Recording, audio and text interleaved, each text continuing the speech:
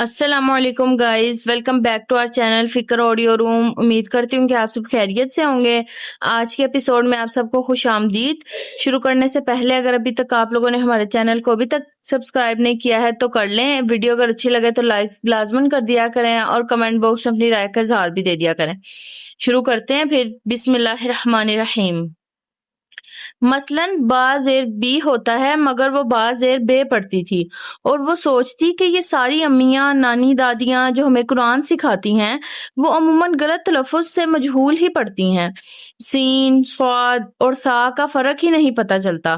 جب ہم زیر زبر کو بہت لمبا کرتے ہیں تو ہمیں احساس ہی نہیں ہوتا کہ ہم قرآن میں ایک حرف کا اضافہ کر رہے ہیں، زبر کو کھینچ کر الف کا اضافہ کر رہے ہیں، قرآن میں تحریف کر رہے ہیں، معنی بدل رہے ہیں۔ انگریزی کو تو خوب برٹش اور امریکن لہجے میں بولنے کی کوشش کرتے ہیں، اور قرآن کو جس کو عربی لب و لہجے میں پڑھنے کا حکم ہے اور جس میں زبر زیر کو اصل سے زائد کھینچنا بھی حرام درجے کی غلطی شمار ہوتا ہے، اس کے سیکھنے کو اہمیت ہی نہیں دیتے۔ مسجد میں ایک اور عجب رواج تھا، اسے شروع میں تو عجب ہی لگا اور بعد میں اچھا۔ وہاں ہر کسی کو سلام کیا جاتا تھا، راہداریوں میں سے گزرتے، سیڑھیوں پہ اترتے چڑھتے جو بھی لڑکی نظر آتی اس کو مسکرا کر سلام کیا جاتا، بھلے کسی کو آپ جانتے ہیں یا نہیں، مگر سلام فرض تھا۔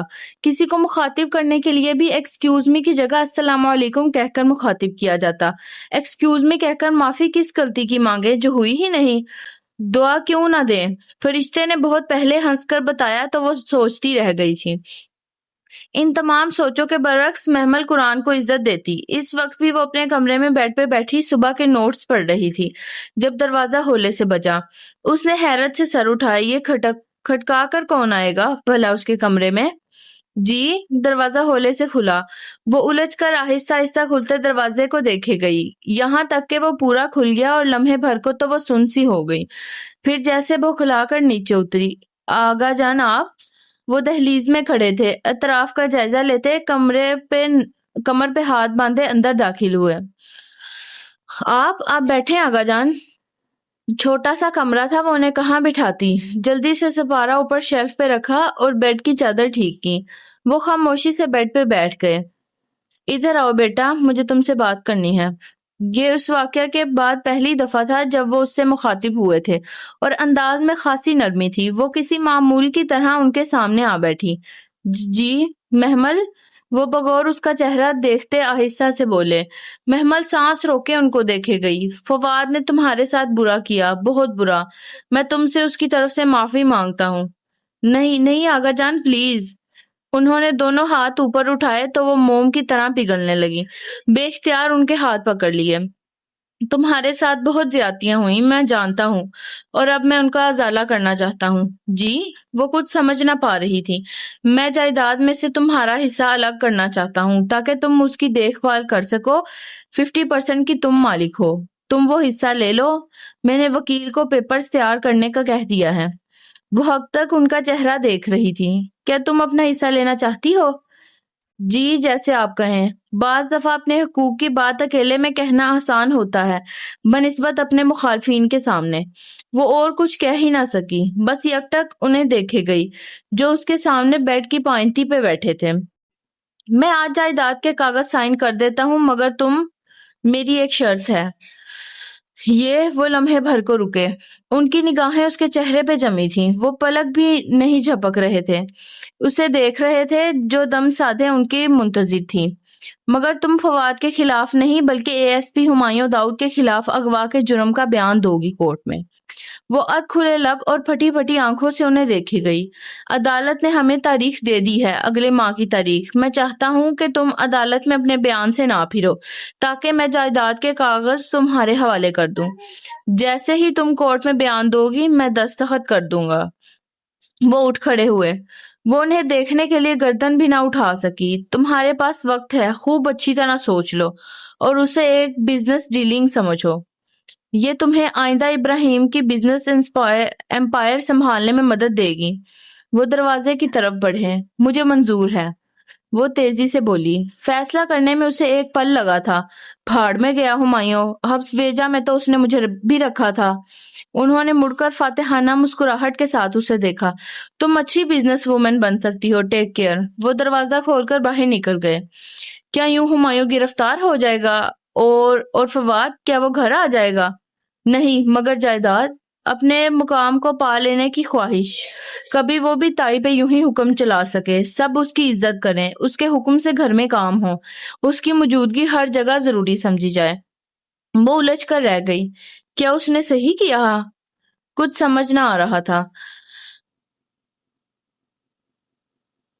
صبح 8 بجے وہ مسجد کے گیٹ پہ تھی۔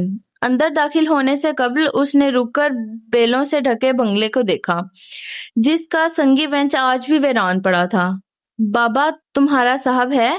کچھ سوچ کر اس نے باوردی گارڈ کو مخاطب کیا۔ وہ تو شہر سے باہر گیا ہے۔ کب آئے گا؟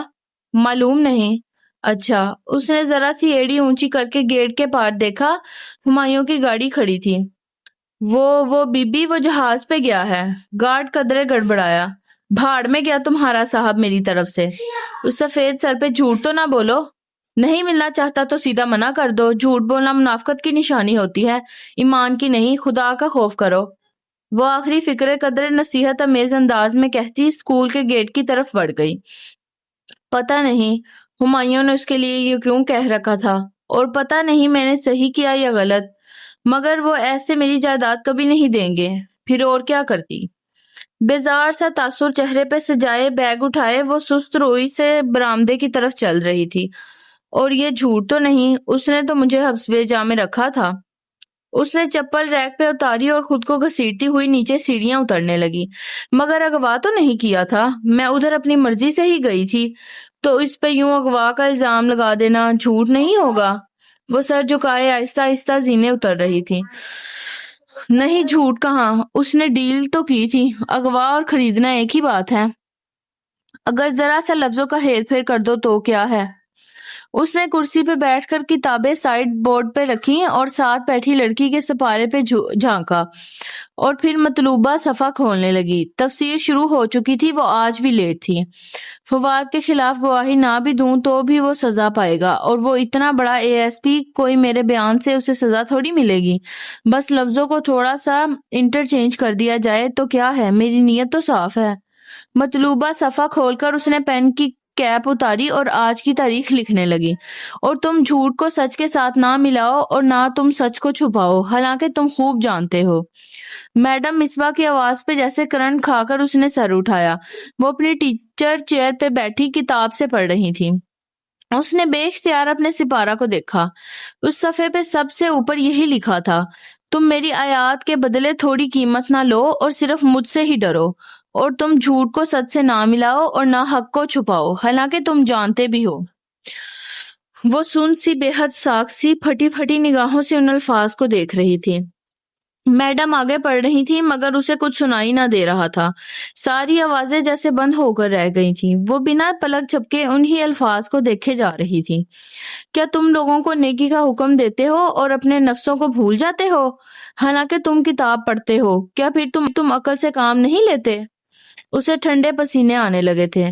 ذرا دیر پہلے گارڈ کو کی گئی نصیحت اس کے کانوں میں گونجی۔ اسے لگا وہ کتاب اس سے زیادہ جانتی ہے۔ پھر میں کیا کروں؟ اس کا دل کانپنے لگا تھا۔ بے اختیار اس نے رسی تھامنا چاہی، کلام کی رسی۔ وہ نہ جانتی تھی کہ دوسرے سرے پہ کون ہے، مگر اسے یقین تھا کہ دوسرے سرے پہ کوئی ضرور موجود ہے۔ صبر اور نماز کے ساتھ مدد مانگو، بے شک وہ سب پہ بہت بھاری ہے، سوائے ان کے جو ڈرنے والے ہیں۔ اس نے وحشت زدہ سی ہو کر سر اٹھایا۔ پنک اسکارف والے بہت سے سر اپنی کتابوں پہ جھکے تھے، کوئی بھی اس کی طرف متوجہ نہ تھا۔ اس نے پھر سے ان الفاظ کو پڑھا۔ وہ کوئی مضمون نویسی نہ تھی، وہ گفتگو تھی۔ او مائی گاڈ، اس کا دل زور زور سے دھڑک رہا تھا۔ It's talking to me. ساتھ بیٹھی لڑکی نے سر اٹھایا۔ تو یہ ٹاک ہی تو ہے، کلام۔ اس کو ہم کلام پاک اسی لیے تو کہتے ہیں۔ وہ سادگی سے کہہ کر اپنے سپارے پہ جھک گئی۔ محمل نے سپارہ بند کر دیا اور کچھ بھی اٹھائے بنا تیزی سے بھاگتی ہوئی سیڑھیاں چڑھتی گئی۔ فرشتے اپنے آفس میں آئی تو وہ اس کا انتظار کر رہی تھی۔ محمل، تم؟ میں آئندہ نہیں آؤں گی، میں مسجد چھوڑ رہی ہوں۔ وہ جو کرسی پہ بیٹھی تھی بے چینی سے کھڑی ہوئی، اس کی آنکھوں میں عجیب سا خوف اور گھبراہٹ تھی۔ فرشتے نے آرام سے فائل میز پہ رکھی اور کرسی کی دوسری جانب جگہ سنبھالی، کھڑکی کے بلائنڈز بند کیے، کمرے میں چھاؤں سی تھی۔ آپ میری بات سن رہی ہیں؟ بیٹھو۔ وہ میز کی دراز کھول کر جھکی کچھ تلاش کرنے لگی تھی۔ محمل بمشکل ضبط کرتی کرسی پہ ٹکی، اس کا بس نہیں چل رہا تھا کہ وہ ادھر سے بھاگ جائے۔ میں نہیں آؤں گی آئندہ فرشتے، اس نے دہرایا۔ وہ ابھی تک دراز سے مصروف تھی۔ پھر کہاں جاؤ گی؟ بس قرآن چھوڑ رہی ہو؟ بس قرآن چھوڑ رہی ہوں۔ اسے چھوڑ کر کہاں جاؤ گی محمل؟ وہ کچھ کاغذات نکال کر سیدھی ہوئی اور اسے دیکھا۔ اپنی نارمل لائف میں۔ تمہیں یہ اب نارمل لائف لگتی ہے؟ یہ مجھ سے بات کرتے ہیں فرشتے؟ وہ دبی دبی سی چیخی۔ آپ سمجھ نہیں سکتی میں کتنے کرب سے گزر رہی ہوں، مجھ سے یہ سب برداشت نہیں ہو رہا۔ آپ سمجھ نہیں سکتی۔ میں سمجھ سکتی ہوں، جب قرآن مخاطب کرنے لگتا ہے تو سب اس کرب سے گزرتے ہیں۔ نہیں، اس نے سختی سے نفی میں سر ہلایا۔ وہ کسی کے ساتھ نہیں ہو سکتا جو میرے ساتھ ہوا، آپ تصور نہیں کر سکتی۔ تمہیں لگتا ہے تم پہلی ہو؟ اس نے گہری سانس لے کر آنکھیں بند کی اور سر دونوں ہاتھوں میں گرا لیا۔ ہم انسان ہی تو یہ بوجھ اٹھانے کے قابل ہیں، پھر تم اتنی کمزور کیوں پڑ رہی ہو؟ ہم پہاڑ ہوتے تو نہ سہار سکتے، دب جاتے۔ اس نے آہستہ سے سر اٹھایا۔ فرشتے کو وہ لمحے بھر میں بہت بیمار لگی تھی۔ کوئی میری سوچیں پڑھ رہا ہے فرشتے؟ وہ مخلوق نہیں ہے، وہ کلام ہے، بات ہے اللہ کی بات، اور اللہ ہی تو سوچے پڑھ سکتا ہے۔ وہ گمسم سی ہو گئی۔ میں اللہ سے بات کر رہی تھی؟ تمہیں کوئی شک ہے؟ مگر یہ 1400 سال پرانی کتاب ہے، یہ کیسے ہو سکتا ہے کہ یہ پاسٹ میں ہو کر ہم سے 1400 سال بعد کے فیوچر سے خود کو کنیکٹ کر لے؟ It's like a miracle. یہ تو معجزے کی طرح ہے۔ یہی تو ہم اسے کہتے ہیں، معجزہ۔ اور جب یہ ختم ہو جائے گی تو پھر سے شروع کر لینا۔ رسول اللہ صلی اللہ علیہ وسلم کہا کرتے تھے، قرآن کے معجزے بار بار دہرانے سے کبھی پرانے نہیں ہوں گے۔ فہمن بتا رہی تھی۔ میں اسے چھوڑ دوں تو؟ فرشتے نے تعصب سے اسے دیکھا۔ محمل، جب روزے قیامت اللہ زمین و آسمان کو بلائے گا تو ہر چیز کھینچی چلی آئے گی، طوعاً یا کرہن، خوشی سے یا ناخوشی سے۔ جب ہم اللہ کے بلانے پہ نماز اور قرآن کی طرف نہیں آتے تو اللہ ہمارے لیے ایسے حالات بنا دیتا ہے، یہ دنیا اتنی تنگ کر دیتا ہے کہ ہمیں زبردستی سخت ناخوشی کے عالم میں آنا پڑتا ہے، اور پھر ہم کرہن بھی بھاگ کر آتے ہیں اور اس کے علاوہ ہمیں کہیں پناہ نہیں ملتی۔ اس کی طرف طوعاً آ جاؤ محمل، ورنہ تمہیں کرہن آنا پڑے گا۔ پھر وہ مزید کوئی بحث نہ کر سکی۔ اسے فرشتے کی بات سے بے حد خوف آیا تھا۔ اسے لگا وہ اب کبھی قرآن چھوڑ نہ سکے گی۔ اگر اسے معلوم ہوتا کہ اس ایک لفظ میں اس کی زندگی کا سب سے بڑا امتحان چھپا ہے تو وہ اسے کبھی مس نہ کرتی، اور نہیں تو اس کا مطلب لغت میں ہی تلاش کر لیتی، مگر جانے کیسے وہ اس سے لکھنا رہ گیا تھا۔ آج کا رکوع میڈم مصباح کے علاوہ ایک اور ٹیچر پڑھا رہی تھی۔ میڈم ذکیہ بنی اسرائیل کے ہیکل میں داخل ہونے کا قصہ بیان کر رہی تھی، اور دروازے میں داخل ہو جاؤ سجدہ کرتے ہوئے اور کہو، حطتن، ہم تمہارے گناہ بخش دیں گے اور ان قریب ہم محسنین کو زیادہ دیں گے۔ وہ آیت پڑھ کر اب الفاظ کی گہرائی میں جا رہی تھی۔ حطتن کا مطلب گرانا، مراد گناہ گرانے یعنی بخشش مانگنے سے ہے۔ اب بنی اسرائیل نے کیا یہ کہ انہوں نے جیسا کہ اگلی آیت میں ذکر ہے، منہ ٹیڑھا کر کے بات کو بدل دیا۔ وہ سجدہ کرتے یعنی جھک کر حطتن کہہ کر داخل ہونے کے بجائے حنتتن کہہ کر داخل ہوتے۔ حنتتن کہتے ہیں وہ تیز تیز قلم چلا کر لکھ رہی تھی کہ کسی نے برہمی سے پین اس کے رجسٹر پہ رکھا۔ اس نے ہڑبڑا کر سر اٹھایا۔ ایک کلاس انچارج اس کے سر پہ کھڑی تھی۔ بعض لوگ قرآن پڑھتے ہیں اور قرآن ان کے لیے دعا کرتا ہے، اور بعض لوگ قرآن پڑھتے ہیں اور قرآن ان پہ لعنت کرتا ہے۔ کیا ہوا میم؟ آپ رجسٹر قرآن پہ رکھ کر لکھ رہی ہیں۔ انچارج نے صدمے سے اسے دیکھا تو اس نے گھبرا کر قرآن نیچے سے نکالا۔ یہ اس کا تجوید کا قرآن تھا، سمپل آف وائٹ جلد والا۔ سوری میم، اس نے قرآن احتیاط سے ایک طرف رکھا اور رجسٹر پہ جھک گئی، پھر ادھر ادھر ساتھ والی لڑکی کے رجسٹر پہ جھانکا کہ دیکھ سکے کہ ہنتا تن کا کیا مطلب میڈم نے لکھوایا ہے، مگر اس نے کچھ نہ لکھا تھا۔ قرآن کی کلاس تھی، وہ بول نہ سکتی تھی، سو مایوسی سے واپس اپنے نوٹس کو دیکھا۔ صفحے کی لائن یہاں ختم ہوتی تھی، وہاں اس نے لکھ رکھا تھا ہنتا تن یعنی گند۔ گند کے دال کے آگے صفحہ ختم تھا۔ بعض دفعہ ہم مکان کے انداز میں کچھ لکھتے ہوئے جب صفحہ ختم ہو جائے تو آگے جو بھی چیز ہو، بھلے نیچے رکھی ہوئی کتاب ہو یا ڈیسک کی لکڑی، اس پہ لکھ ڈالتے ہیں اور بعد میں یاد ہی نہیں آتا۔ گن اس کا مطلب ہے۔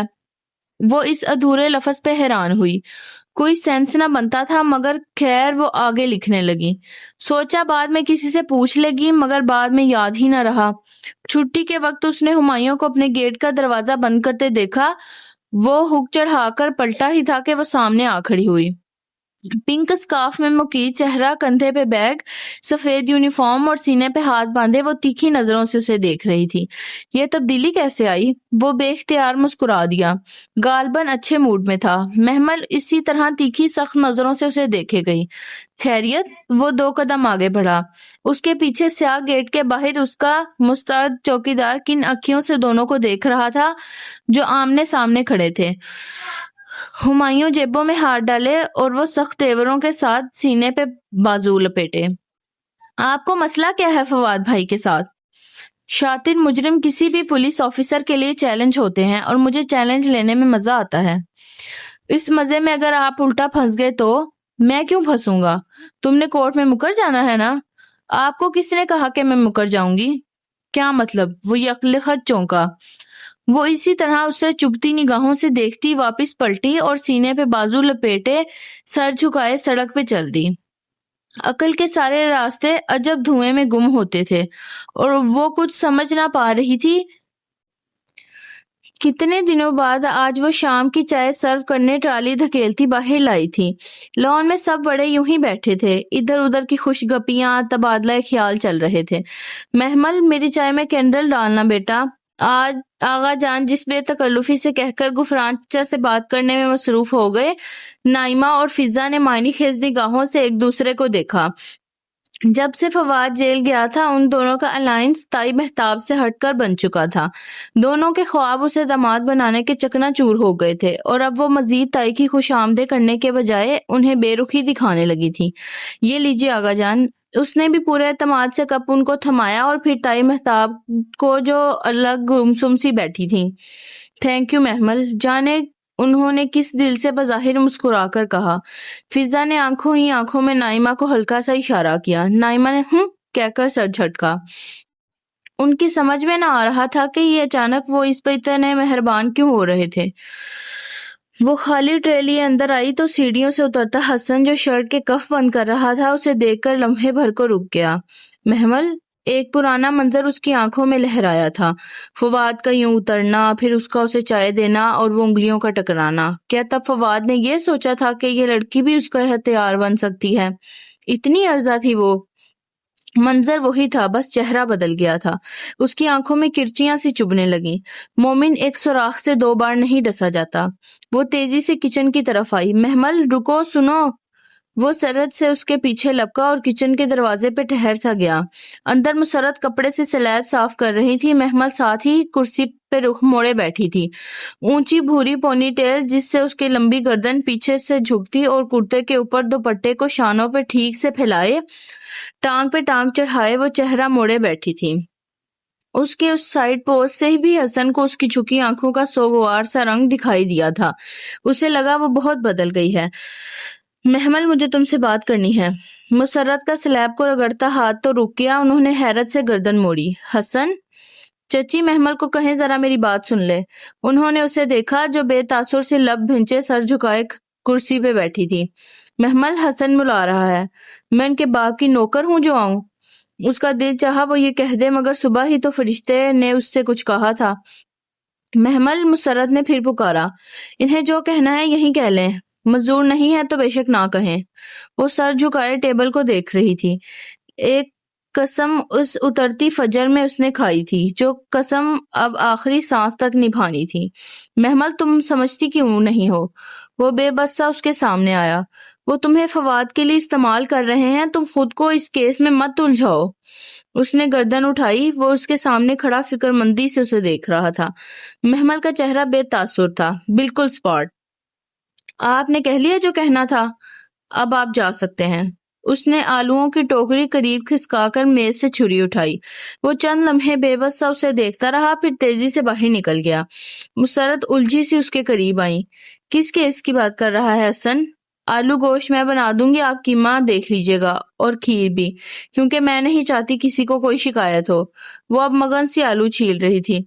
مسرت گہری سانس لے کر سلیب صاف کرنے لگی۔ وہ جانتی تھی اب وہ نہیں بتائے گی، اور وہ آلو چھیلتے اس عجیب بات کو سوچ رہی تھی جو صبح اس کو فرشتے نے کہی تھی، جب وہ رشتہ داروں اور یتیموں کے ساتھ حسن سلوک کی آیتیں پڑھ کر تڑپ گئی تھی اور پوچھا تھا کہ یہ جو لوگ یتیموں کا مال کھاتے ہیں ان کے لیے کیا سزا بتائی گئی ہے۔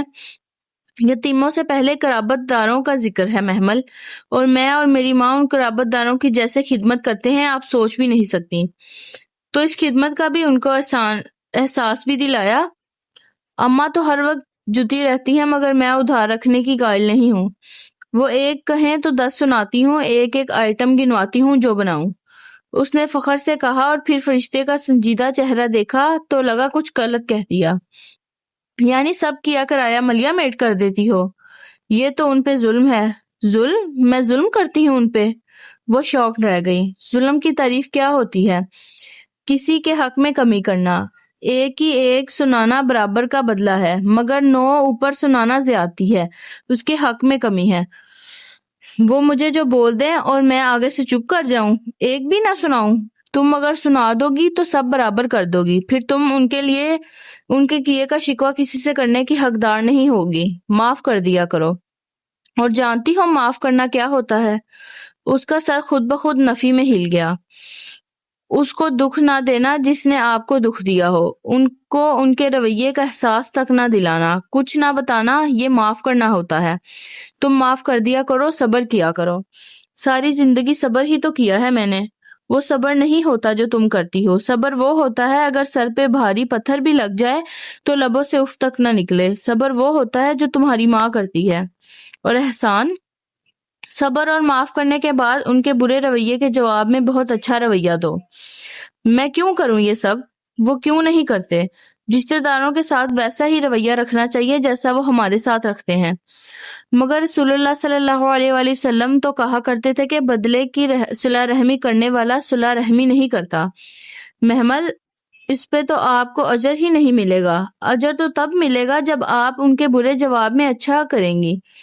تم انہیں معاف کر دو اور اپنا حق اللہ سے مانگو۔ انہوں نے میری جائیداد کھائی ہے۔ وہ چیخ پڑی۔ ابا اپنی ساری پراپرٹی میرے نام کر کے گئے تھے۔